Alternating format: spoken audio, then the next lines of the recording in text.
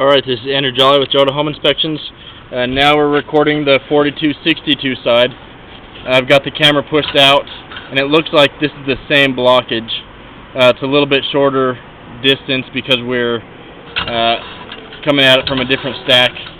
But I based on the amount of feet out it is, I think it is the same line. I think both lines connect into the same one.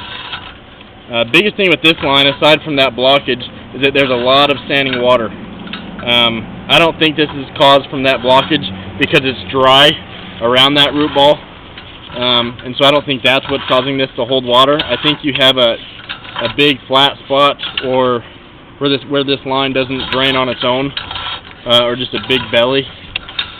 This is not good. I think this line has been cleaned before, probably many times. One of the signs is when I look at the clean out stack, if there is damage to the stack, that means that they've ran cables down it to clean it. It needs to be cleaned again, but my concern with this one is that with all this standing water, you're going to continue to have issues.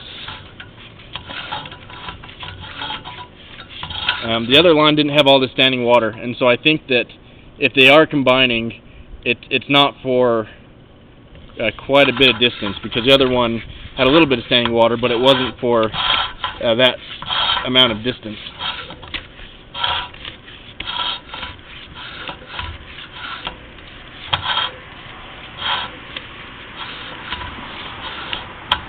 When you have it cleaned, they can determine with more certainty, once they get the first root ball out, whether this is the same line or not, and how far out they're combining, if they do combine into the same line.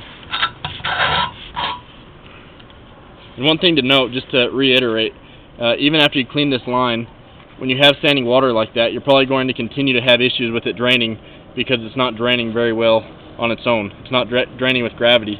And so to properly fix something like that, if you have poor grade, you're digging it up. You can't put a liner, because a liner just replaces the